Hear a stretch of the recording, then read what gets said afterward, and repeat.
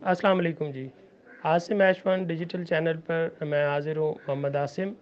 और आज इंटरव्यू के सिलसिले का ये पहला इंटरव्यू आपके साथ, जैसे मैंने इंट्रो में शेयर किया था और अपने कंटेंट वाली वीडियो में मैंने आपको शेयर किया था कि हम इंशाअल्लाह ताला हर शोबे के मुतालिक उसके जो कामयाब तरीन शख्स हैं उनको हम आपके सामने लेके आएंगे और उनके तजर्बे से वो आए हम सीखेंगे। तो इस चैनल के जो ये वाला हिस्सा है, इसके अंदर हम इस सिलसिले का आज पहला इंटरव्यू कर रहे हैं। और इस इंटरव्यू के अंदर इंशाल्लाह आपके साथ एक ऐसी शख्सियत से मुलाकात करवाने जा रहे हैं जो कि अपने शोबे में माहिर हैं। और वो अपनी ज़िंदगी का जो है वो आप ये समझे कि आधे से ज़्यादा टाइम इस शोबे में गुजार चुके हैं। और एक से दूसरी और दूसरी से तीसरी नस्ल को जो है वो इस शोबे में कामयाब कर चुके हैं और इस शोबे में आगे लेकर आ चुके हैं। तो आज हमारे साथ मौजूद हैं सर अमीर ख़ान अंजुम साहब। और ये जो है वो शोबा तालीम से वाबस्ता हैं। मैं नाचीज़ भी इन्हीं के स्टूडेंट में शामिल हूँ। और इसके अलावा इलाके के सैकड़ों बल्कि हज़ारों तलबा जो हैं वो इनकी इस शोबे से और इनकी इन खदमात से मुस्तफ़ीद हो चुके हैं। तो आज हम इनसे ही मज़ीद सीखेंगे और इनके जितने भी स्टूडेंट्स मुख्तलिफ़ किस्म के प्रोफेशंस में जाकर और वो अपने कामयाबियों के जो झंडे हैं वो गाड़ चुके हैं। तो इनकी इस कामयाबी के पीछे क्या राज है, इस शोबे के मुतालिक जो बहुत सारे लोगों के सवालात हैं उनके बारे में आज हम इनसे जानेंगे। और इस शोबे में कोई भी अगर एक नौजवान आना चाहता है तो वो कैसे कामयाब हो सकता है। और इस शोबे के मुतालिक और बहुत सारी मालूमात और बहुत सारे सवालात जो कि हमारे मुआशरे में मुख्तलिफ़ किस्म के उठते हैं या लोगों के होते हैं, वो इंशाल्लाह हम कोशिश करेंगे कि इस छोटे से इंटरव्यू के अंदर सारे कवर करेंगे और आपसे इसको बहुत सारा इसमें से बहुत सारा सीखने को मिले। तो चलते हैं सर की जानिब और अब सर के साथ जो है अपनी कन्वर्सेशन का आगाज़ करते हैं। अस्सलाम वालेकुम सर। वालेकुम अस्सलाम जी। आसिम साहब, बहुत शुक्रिया। सर बहुत शुक्रिया, आपने हमें टाइम दिया और इस अहम टॉपिक के ऊपर हमारे साथ जो है वो डिस्कशन के लिए अपना कीमती जो है वो वक्त हमें दिया। तो आज हम बेसिकली आप किसी के बारे में, आपने जो कैरियर का आगाज़ किया या इस शोबे को बतौर प्रोफेशन लिया, तो इसके बारे में जो है वो मुकम्मल तौर पर एक मालूमाती इंटरव्यू होगा। ठीक है, आपके साथ जो है वो ये चीज़ें डिस्कस भी हो चुकी हैं जी और ये माशाल्लाह। सारी चीज़ें। तो अभी इस सिलसिले में मैं जो आगाज़ करूँगा, जो मेरा सबसे पहला सवाल है वो लाज़मी बात है आपके तजर्बे के बारे में है कि आपने इस कैरियर का आगाज़ कब किया, कैसे किया और इसके महरक़ात क्या थे। जी बहुत शुक्रिया आसिम साहब। अस्सलाम वालेकुम तमाम नाजरीन को। तो इन्होंने जो सवाल किया है कि आपने ये कैरियर कैसे चूज़ किया और इसके मुहर्रिकात क्या थे, तो ये बड़ी बेसिक बात है और बड़ी ज़बरदस्त बात है कि यहाँ पर शोबा तालीम के अंदर आम तौर पर जो लोग आते हैं वो बाई चॉइस नहीं आते हैं, हादसाती तौर पर आ जाते हैं। लेकिन हमें मैट्रिक के अंदर एक ऐसे शफ़ीक उस्ताद मिले थे जिनका नाम सरदार ज़ादा सुल्तान महमूद था। तो उन्होंने हमारे अंदर ये ज़ौक़ पैदा किया कि हम अपने इलाके के अंदर, अपने मुल्क के अंदर एक ऐसी एक्टिविटी करें जो शोबा तालीम से वाबस्ता हो और उसके अंदर हम बतौर टीचर ये खिदमत सर अंजाम दे सकते हैं। तो जब मैं अपनी तालीम से फ़ारिग हुआ, 98 की बात है, बीएससी करने के बाद फिर मास्टर लेवल के लिए जब मैंने असगर मॉल कॉलेज में एडमिशन लिया, तो तब से ये मेरा प्लान था। मैंने बीएड साथ साथ स्टार्ट किया और फिर 2001 के अंदर इससे पहले तजर्बाती तौर पर मुख्तलिफ़ स्कूल्स के अंदर काम किया, ऑक्सफोर्ड में, मिनहाजुल कुरान इंटरनेशनल में। और फिर 2001 के अंदर बतौर इदारा पहली दफ़ा हमने इस इलाका के अंदर, जिसका नाम सरवाई है, पहली ब्रांच 2001 में कायम की। और उसके पीछे मिशन ये था कि हम अपने इलाके से जो गुरबत है, बेरोज़गारी है, उसकी बड़ी जो बुनियादी वजह थी वो तालीम का ना होना है। तो तालीम के शोबे को इसके अंदर लाया जाए और तालीम को इस लेवल पे लाया जाए कि लोग इसे मिशन के तौर पर ले सकें। तो मैंने ये बतौर कैरियर जब इसका आगाज़ किया 2001 में, तो उसके पीछे मुहर्रिकात ये थे कि हमारा इलाका शोबा तालीम के अंदर बहुत पीछे था। और उस वक्त के हालात सरकारी लेवल पे ये थे कि गवर्नमेंट सेक्टर के अंदर 97 के बाद टीचिंग की भर्ती के ऊपर मुकम्मल पाबंदियाँ थीं। तो चूँकि प्राइवेट सेक्टर में काम करना ज़िम्मेदारी का काम होता है, ख़ुद से काम करना पड़ता है, ख़ुद से वसाइल क्रिएट करने पड़ते हैं, तो ये ज़िम्मेदारी हमने कबूल की और अल्हम्दुलिल्लाह उसको बतरीक़ एहसन आज आलमोस्ट 21 साल हो चुके हैं। हम कर रहे हैं और 2001 से लेकर अब तक हमारी 6 ब्रांचेस कायम हो चुकी हैं, जिनको इस पूरे इलाके के जो तालीम के मसाइल थे उनको देखते हुए तूत में ढोक मजीद जो महरा शरीफ से मुतल्लिक है, उसके अंदर चक्की और थट्टी और नलहड़ के अंदर ये सिलसिला शुरू हो चुका है। माशाल्लाह सर, आपने जिनको जो है वो कूजे में बंद कर दिया, आपने मेरे बहुत सारे सवालों के जवाब जो है वो बगैर पूछे ही दे दिए हैं। तो ये बिल्कुल इस जिस तरीके आप बता रहे हैं कि एक बहुत पसमानदा एरिया हमारा, और इस पिंडी गेब के इस पसमानदा इलाके में काम करना और इस लेवल पर जाकर काम करना, तो इस सिस्टम के बारे में थोड़ा सा हमें मज़ीद बताएं कि इस सिस्टम में आपने ब्रांचेस तो बता दी कि कहाँ पर है। इसके अलावा आप ये बता दें कि इस टाइम आपके पास तकरीबन ओवरऑल कितने स्टूडेंट्स इनरोल्ड हैं, और जो आपकी सालाना पास आउट होते हैं स्टूडेंट्स, उनकी तादाद तकरीबन आपके अंदाजे के मुताबिक कितनी होगी, तो ताकि एक चीज़ सामने चली जाए कि इन खदमात के सिले में कितने लोग जो है वो मुस्तफ़ीद हो रहे हैं हर साल के अंदर जो पास आउट होता है। और ये थोड़ी सी चीज़ें अगर हमें बता दें ताकि लोगों के लिए ज़्यादा इंफॉर्मेटिव और लोगों के लिए ये जानने के हो क्या रहा है असल में। बहुत शुक्रिया आसिम साहब, आपने जो सवाल किया है इसमें 2-3 चीज़ें हैं। एक तो ये है कि तादाद के हिसाब से अगर हम देखें तो इस वक्त 1200 से ज़ायद तलबा हमारी 6 ब्रांचेज़ के अंदर ज़ेर तालीम है। तो इसके अलावा सरवाई जो बेसिक इदारा था, यहाँ से अगर हम मैं अपना जो रजिस्टर यहाँ पर पड़े हुए हैं उनकी आपको मैं दे सकता हूँ पूरा रिकॉर्ड भी, कि इस वक्त तक हमारे पास 1000 के राउंड अबाउट तलबा फ़ारिगुल तहसील हो चुके हैं, जो मैट्रिक से फिर आगे FAFSC में गए और यहाँ तक कि अब तो हमारा इदारा FAFSC तक जो है काम कर रहा है और मज़ीद इंशाल्लाह आगे कॉलेज लेवल पे सोच रहे हैं हम। फिर रोज़ाना सालाना बुनियाद पर जो हमारे पास पासिंग आउट हो रही है मैट्रिकुलेट स्टूडेंट्स की, वो 100+ है। हर साल 100 से ज़ायद तलबा हमारी इन 6 ब्रांचेस से मैट्रिक साइंस के साथ इम्तहानात पास कर रहे हैं और आलमोस्ट 50 से ज़ायद इंटरमीडिएट के पेपर्स देकर क्लियर हो रहे हैं। तो ये एक बहुत बड़ी कंट्रीब्यूशन है। अगर हम गरीब वाल से लेकर महरा शरीफ और फिर नलहड और चक्की थट्टी वाले रूट को देखें तो इस पूरे रूट के अंदर तहसील पिंडी गेब के ये बड़े इलाके हैं, जो गांव हैं, देहात हैं, इनके अंदर ये बहुत बड़ा नेटवर्क है और इलाके की बच्चों के, नौजवानों की तालीम और तरबियत के हवाले से बहुत बड़ी कंट्रीब्यूशन है। जी माशाल्लाह। इसके अलावा सर मेरी जो ऑब्ज़र्वेशन के मुताबिक और एक जनरल जो है वो परसेप्शन भी है माशरे के अंदर कि ये जो टीचिंग का प्रोफेशन है इसके अंदर लोग बाई चॉइस नहीं आते। आपने भी अपने इंट्रो के में बताया कि ये चीज़ कि लोग बाई चॉइस नहीं आते, बल्कि 90% ऐसा है कि लोग आज़ादी तौर के अंदर इस प्रोफेशन के अंदर आते हैं। तो आप क्या समझते हैं कि इसकी वजूहात क्या हैं, और लोग इसको अब उस तरीके से जो देखिए ये एक पैगंबरी पेशा भी है, लेकिन इसके बावजूद लोग इसको अब बाय प्रोफेशन या पैशन के साथ, अपने जज्बे के साथ और उस चीज़ को आगे लेकर क्यों नहीं चलना चाहते? आपने अपने इस कैरियर में और अपने इस तजर्बे में क्या चीज़ें नोट की, वो अगर आप। ज़बरदस्त आपने सवाल किया है। बेसिकली कायद साइंस फाउंडेशन का ये मिशन है कि हम इसको प्रोफेशन को बतौर पैशन लें, और सबसे बड़ी बात यह है कि आम तौर पर एजुकेशन के अंदर प्रोफेशन इसको बतौर पैशन या बतौर वो चॉइस इसलिए नहीं लिया जाता है कि ये लो पेइंग प्रोफेशन है।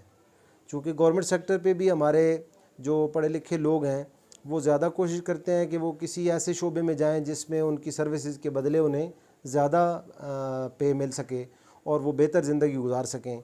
लेकिन इस शोबा को, जो कि शोबा पैगंबरी भी है, इस्लाह माशरा का सबसे बड़ा शोबा है, लेकिन इसको आम तौर पर लोग चॉइस में इसलिए नहीं लेके आते कि यहाँ से उन्हें पेइंग कैपेसिटी कम मिल रही होती है।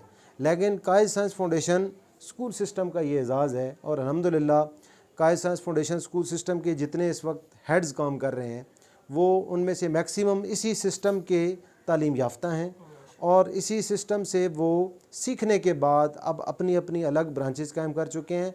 और वो सारे लोग ऐसे हैं जो बतौर पैशन ले रहे हैं, क्योंकि ये वो शोबा है जिसको अगर हम प्रोफेशन के अंदर बतौर पैशन ले के काम करेंगे तो फिर हम कौम की तालीम, तरबियत और उन्हें उस लेवल पे लेके जा सकते हैं। दूसरी बात यह है कि ये ऐसा शोबा है जिसके अंदर मेहनत ज़्यादा है, जिसके अंदर काम ज़्यादा करना पड़ता है, लेकिन उसके बदले में मटीरियलिस्टिक के लिए एतबार करें, मॉनिटरीली चेक करें तो फिर उसके बदले में रिटर्न कम मिलता है। तो ये वो शोबा है जिसको आप अगर वाकई लोगों की किस्मत बदलने के लिए इस्तेमाल करें, लोगों की जो इस माशरे की इस्लाह के लिए इस्तेमाल करें, तो ये हो सकता है। और हमारे स्कूल सिस्टम को अल्हम्दुलिल्लाह हम इसी डगर पे लेके चल रहे हैं कि जिसके अंदर अगरचे इनकम कम होगी, लेकिन उसके बदले में जो रिटर्न्स हैं माशरती इस्लाह के हवाले से, लोगों की तरबियत के हवाले से, और फिर जो अल्लाह और उसके रसूल ने हमारी ज़िम्मेदारी लगाई है कि हम एक कौम की तालीम और तरबियत कैसे कर सकते हैं, उसके हवाले से ये सिस्टम अपना रोल प्ले कर रहा है। और जो आखिरी बात आपने की थी कि आम तौर पर लोग इसको इख्तियार क्यों नहीं करते हैं, तो दो बातें मैंने बता दी हैं कि एक, उनको पेंग एतबार से कम होता है, और दूसरा इसमें वर्क बहुत ज़्यादा करना पड़ता है। अगर कोई बंदा मेहनत और कोशिश कम करेगा तो वो इस शोबे के अंदर एक अच्छा और कामयाब टीचर या ऑर्गेनाइज़र नहीं हो सकता है। माशाल्लाह सर, बहुत अच्छे से आपने इस पॉइंट को जो है एक्सप्लेन किया है। तो अब कुछ हम डिस्कस कर लेते हैं निज़ाम तालीम के हवाले से। तो निज़ाम तालीम भी जो हम देख रहे हैं कि हमारा निज़ाम तालीम, हम उसे कह सकते हैं कि उसमें जिद्दत बिल्कुल नहीं है। ठीक है, हम अभी तक भी वो 100 साल 150 साल पहले वाले निज़ाम तालीम में जी रहे हैं और वही चीज़ें सारी जो है वो इम्प्लीमेंट कर रहे हैं। तो इस हवाले से मैं आपसे स्पेशली जो आपका सिस्टम है कायद साइंस फाउंडेशन, तो ये किस तरीके से इन सारी चीज़ों को ओवरकम करता है ताकि हम जिद्दत को साथ लेकर चलें। और आपका इस सिलसिले में जो है वो क्या प्लान है, या आप अपने जो सिस्टम है उसमें कौन सी ऐसी चीज़ें कर रहे हैं जो कि हमें उस एक फरसूदा निज़ाम तालीम ही मैं कहूँगा जो कि हमें दिया गया है और बदकिस्मती से वो हमारे ऊपर मुसल्लत किया गया है और अभी तक चल रहा है, हम उसको चेंज करने की तरफ भी बिल्कुल नहीं आ रहे। तो उसमें आप इन सारी चीज़ों को, क्योंकि आप एक सोसाइटी के अंदर रहते हैं और हर बंदे की ख्वाहिश होती है कि बेहतरी हो, और कुछ चीज़ें फिर प्राइवेट सेक्टर में आपके इख्तियार में होती हैं जो कि मज़ीद आप कर सकते हैं अपनी तरफ से। तो आप इसको ओवरकम करने के लिए क्या इक़दाम उठा रहे हैं? माशाल्लाह, ये बहुत ज़बरदस्त सवाल आपने किया है, और मैं समझता हूँ कि ये बतौर एजुकेशनिस्ट और तालीम के शोबा से वाबस्ता जितने भी लोग हैं उन सब के लिए ये बहुत इम्पोर्टेंट सवाल होगा। आपने ये बात किया कि हमारा जो निज़ाम तालीम है वो फरसूदा है, इसमें कोई शक नहीं है। ये आलमोस्ट वो निज़ाम चल रहा है जो 1935 में लॉर्ड मिकाले ने तरतीब दिया था। उसके अंदर 19-20 की चेंज आती है और मैक्सिमम चीज़ें वही चलती आ रही हैं। अगर आप अपने साइंस के सिलेबस को देखें, एफएससी लेवल पे, बीएससी लेवल पे और एमएससी लेवल पे, तो उसमें कोई चेंज नहीं आया है। छोटे लेवल पे अभी पिछली हुकूमत ने एक अच्छी कोशिश की है जिसके अंदर उन्होंने सीरत को, जिसके अंदर कुरान करीम को उन्होंने ऐड किया है, लेकिन इस पर बतौर इदारा हम क्या कर रहे हैं, ये सबसे बड़ा और अहम सवाल है। और मेरा प्राइवेट सेक्टर को चुनने की बुनियादी वजह भी ये थी कि जिसके अंदर आप ये इख्तियार रखते हो कि आप बच्चों की तरबियत कैसे कर सकें। तो उस हवाले से हम जो बेसिक फ़ोकस है वो इस जो ऑर्गेनाइज रस्मी तालीम है उसके साथ साथ गैर रस्मी तालीम और तरबियत पर फोकस करते हैं, जिसके अंदर हम अपनी ब्रांचेस के जितने भी हेड्स होते हैं वो मिल के बैठते हैं और एक निसाब मुरतब करते हैं जिसमें हर साल की बुनियाद पर बच्चों की अखलाकी तरबियत, समाजी तरबियत, माशरती तरबियत और इस्लामिक पॉइंट ऑफ व्यू से उनकी तरबियत के ऊपर फोकस करके वो चीज़ें बतौर निसाब हम अपने सिस्टम में शामिल करते हैं। अभी तो माशाल्लाह गवर्नमेंट ने भी अल कुरान जो है वो स्पिरिट के नाम से एक पूरा सिस्टम दे दिया है, लेकिन हम ये अरसा 20 साल से ये प्रैक्टिस कर रहे हैं कि अखलाकी तरबियत के ऊपर और रूहानी तरबियत के ऊपर, फिर जदीद साइंस के हिसाब से माइंड साइंसेस के अतबार से बच्चों की तरबियत के ऊपर खसूसी फ़ोकस किया जाए और उन्हें सिर्फ़ किताबी कीड़ा ना बनाया जाए बल्कि उन्हें तख्लीकी सलाहियतें दी जाएँ। अब उसकी वाज़ेह मिसाल आप देखेंगे, अगर आप गौर करें और सर्वे करें तो आपको पूरे इस इलाके के अंदर जो लोग हायर एजुकेशन में कामयाब होते नज़र आए हैं वो कायद साइंस फाउंडेशन से पढ़े ही लिखे लोग होंगे। इसकी बुनियादी वजह यही है कि उनको विजन दिया जाता है, उनको सोच दी जाती है और उनके अंदर तख्लीकी सलाहियतों को उभारा जाता है।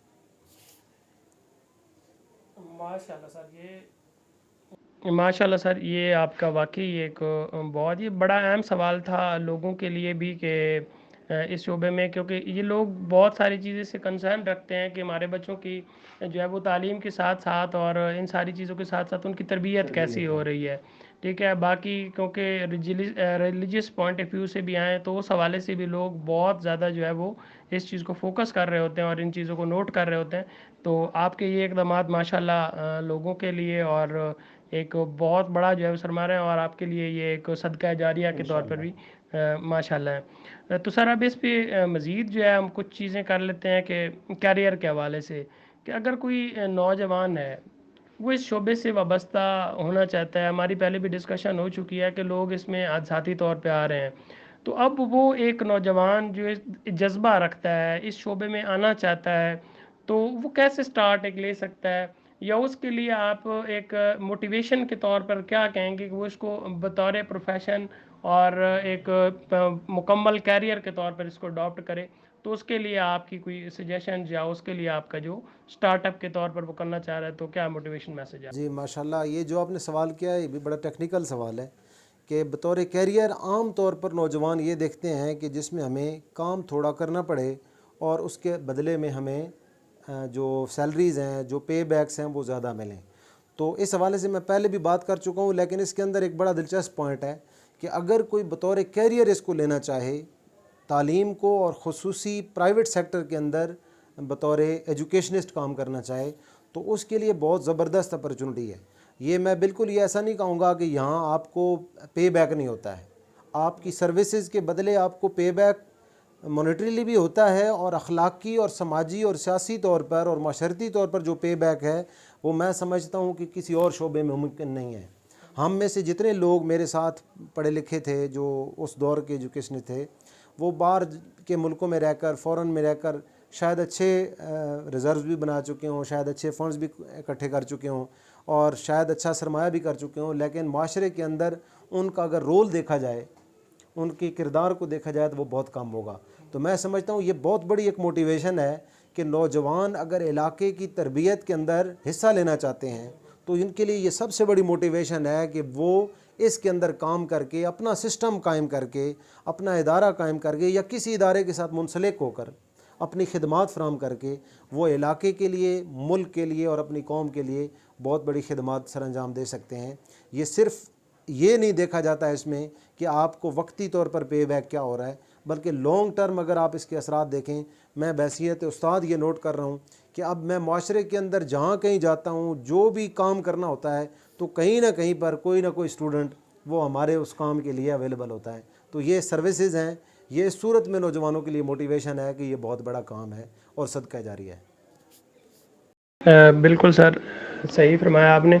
इसके अलावा सर एक चीज़ और कि क्योंकि हम लोग आपके स्टूडेंट्स हैं और सिस्टम को 20 साल हो गए हैं तो एजुकेशनिस्ट बतौर और एक बिजनेस मैन के तौर पर ये होता है कि लोग इदारे बनाते हैं और इदारों को 5 साल 10 साल या चले 4-5 साल करते हैं। ख़ुद वो जो है वो टीचिंग तो नहीं कर रहे होते, बतौर हेड वो कर रहे होते हैं। लेकिन आप में हमने एक बात नोट किया है कि आप आज भी उसी तरीके से जिस तरह आपने शायद 20 साल पहले शुरू किया था, आज भी आप उसी तरीके से क्लासेस में जाकर और बच्चों की तरबियत कर रहे होते हैं।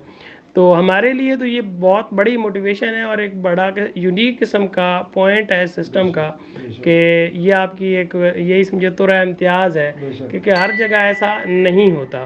ठीक है। तो इसके अलावा दूसरी जो चीज़ मैंने नोट किया है कि आपकी फैमिली के जो ज़्यादातर लोग हैं वो इसी शोबे से रिलेटेड है। मैं ये सवाल इसलिए कर रहा हूँ कि जो अभी मैंने पिछला सवाल किया है कि लोग इस प्रोफेशन में नहीं आना चाह रहे, मतलब बाय प्रोफेशन बाय पैशन नहीं उसको अडॉप्ट कर रहे। ठीक है। लेकिन आपकी पूरी की पूरी फैमिली इस शोबे के साथ मुंसलिक हो चुकी है और बहुत कम लोग हैं मेरे ख्याल में आपकी फैमिली में वो किसी और शोबे में गए हूँ वो बाकायदा तौर पर इसी के साथ है। इसके अलावा एक और चीज़ कि आपके सिस्टम के अंदर कई ऐसे टीचर्स हैं जिनसे हमने पढ़ा है और हमने भी उनसे पढ़ा, हमसे पहले वालों ने भी उनसे पढ़ा और अरसा दराज के साथ आपके साथ मुंसलिक हैं। तो इसकी क्या वजह है और आपने उतने लॉन्ग टर्म के लिए, मतलब जो लोग समझते हैं ना कि टीचिंग प्राइवेट सेक्टर में ख़ास तौर पे ये सवाल होता है कि प्राइवेट सेक्टर में टीचर जो है वो सिर्फ आते हैं बस मतलब कुछ टाइम के लिए, साल 6 महीने 2 साल के लिए आते हैं, फिर टीचर चेंज होते रहते हैं और उनकी मतलब इस तरह की कुछ परसेप्शन माशरे के अंदर क्रिएट हो चुकी हैं और बहुत सारे सिस्टम में, बल्कि आप क्या कह रहे हैं कि मैक्सिमम सिस्टम में इसी तरह से होता है लेकिन आपके सिस्टम में ये चीज़ मुझे देखने को मिली कि ये जहाँ पर 20-20 साल से लोग काम कर रहे हैं, ठीक है। तो इसकी मुझे ज़रा थोड़ा सा पस मंज़र बताएं और इसकी मुझे बता दें कि आखिर क्या आप ऐसा करते हैं कि ये सब कुछ इतने लॉन्ग टर्म के लिए जो है वो रिटेन कर रहे हैं लोगों को आप। आपने जो सवाल किए इसके बेसिकली दो हिस्से हैं और ये बड़ी दिलचस्प बात है, इसमें कोई दूसरी राय नहीं है। जो आपने आपकी परसेप्शन है कि लोग आम तौर पर यही सवाल करते हैं कि आपका एक तो ये है कि लोग आपके अटैच कैसे होते जा रहे हैं मैक्सिमम ऑफ योर फैमिली, और फिर जितने ज़्यादा लोग जो बतौर टीचर आए हैं, जिनमें इरफान साहब की मिसाल मैं लेना चाहूँगा, रफ़ीक साहब की लेना चाहूँगा, मिस मरीम की लेना चाहूँगा, इसके अलावा हमारे पास इमरान साहब, खुरम साहब, रिजवान साहब, ऐसे बहुत सारे नाम हैं जो अरसा 15 साल, 20 साल, 18 साल, 10 साल से ज़ायद अरसे से हमारे पास काम कर रहे हैं। और फैमिली पर्सनस क्यों आ रहे हैं, तो उसकी बेसिक वजह यह है कि मैं बतौर यानी जो टीचर काम कर रहा हूँ उसमें मैं लोगों के लिए एक मोटिवेशन के तौर पर काम करता हूँ। और चूँकि मेरा ये पैशन है, मुझे ये शौक़ है, मैं ये काम सिर्फ़ ओनरशिप के तौर पर भी कर सकता था जैसे आपने सवाल किया और बहुत से लोग करते हैं, लेकिन उसमें आपकी वो जो पैशन है वो पूरा नहीं हो सकता है। तो एक ये कॉपी करते हैं लोग, जैसे कि मैं अब अक्सर ये समझाता होता हूँ स्टूडेंट्स को भी अपने, और ये माशरे के लिए भी ये एक पैगाम है, लोगों के लिए भी पैगाम है कि आप अगर कोई चाहते हैं ना कि आप को लोग कॉपी करें, तो वो नसीहत से कॉपी नहीं करेंगे, लोग आपको कॉपी करेंगे आपके अमल से। जब हमारी फैमिली के अंदर लोग मुझे बतौर रोल मॉडल देखते हैं और वो ये देखते हैं कि रिस्पेक्ट भी है, इज़्ज़त भी है और बाइज़्ज़त तरीके से वो निज़ाम ज़िंदगी भी चल रहा है, तो वो फिर उसको बतौर रोल मॉडल लेकर उसको इख्तियार करते जा रहे हैं। और जो लोग हमारे पास काम कर रहे हैं बतौर टीचर, उसकी भी दो वजूहत हैं। एक ये नहीं है कि हम बहुत ज़्यादा हाई लेवल पे कर रहे हैं, बल्कि उन्हें हाई लेवल पे हो रही है जो रिस्पेक्ट पे हो रही है। हमारे इदारे के अंदर टीचर को फ़र्स्ट प्रायोरिटी दी जाती है, बहुत से प्राइवेट सेक्टर में स्टूडेंट को फ़र्स्ट प्रायोरिटी दी जाती है बतौर बिज़नेस, लेकिन हमारे पास ये रूल नहीं है। हम टीचर को फ़र्स्ट रखते हैं, स्टूडेंट सीखने वाला है हमेशा। ये दो बुनियादी वजूहत हैं कि हम लोगों को इज़्ज़त देते हैं, और बतौर कैरियर चूँकि मैं ख़ुद इसको अडॉप्ट किए हुए हूँ, लोगों के सामने बतौर रोल मॉडल के मैं बतौर टीचर काम कर रहा हूँ, सिर्फ बतौर ओनर काम नहीं कर रहा हूँ। तो इस वजह से फिर मेरी फैमिली के जो मैक्सिमम लोग हैं वो भी उसको कॉपी कर रहे हैं, और फिर मेरे साथ मुंसलिक होने वाले जो दोस्त हैं, जैसे मैंने नाम लिए, वो भी इसको बतौर प्रोफेशन और बतौर पैशन काम कर रहे हैं।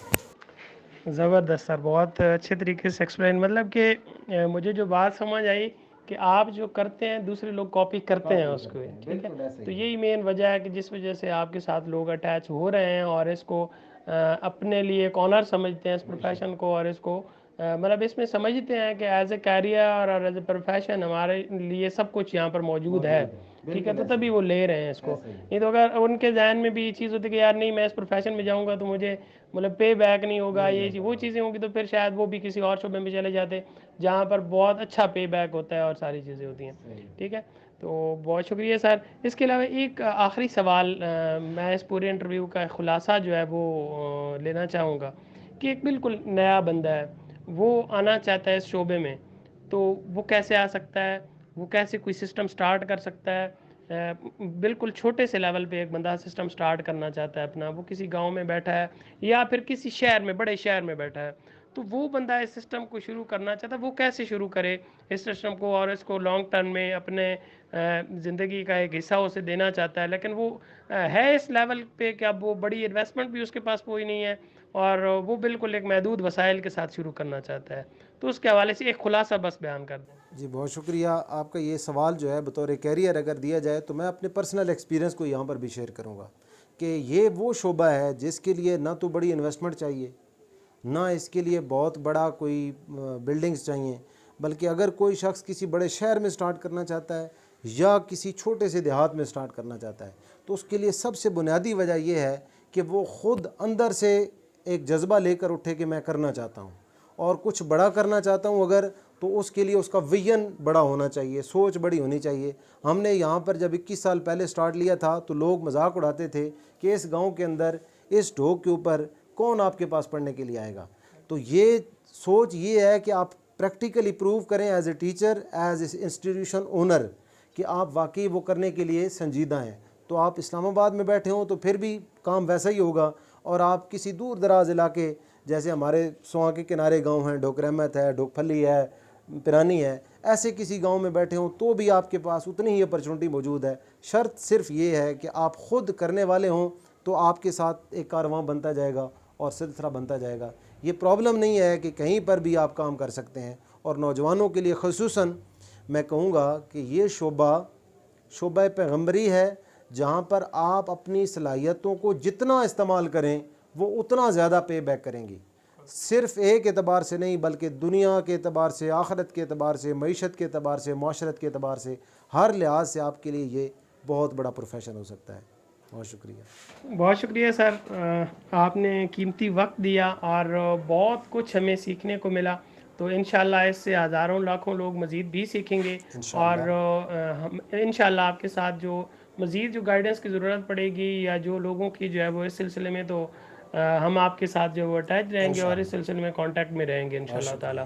ठीक है, क्योंकि हमारे व्यूवर्स जो हैं वो इस सिलसिले में काफ़ी क्वेश्चन भी करेंगे, और उनके भी जो, तो फिर हम आपके साथ डिस्कस करके, और आप से हमें ये चाहिए कि अगर इस सिलसिले में किसी को भी हेल्प चाहिए होगी जी इंशाल्लाह शोबा तालीम के हवाले से जहाँ पर भी मेरी मदद की ज़रूरत होगी किसी भी लेवल पे, तो वो इंशाल्लाह मैं हर वक्त हाजिर हूँ। बहुत शुक्रिया। बहुत शुक्रिया sir, thank you very much. Thank you बहुत वेरी मच। शुक्रिया।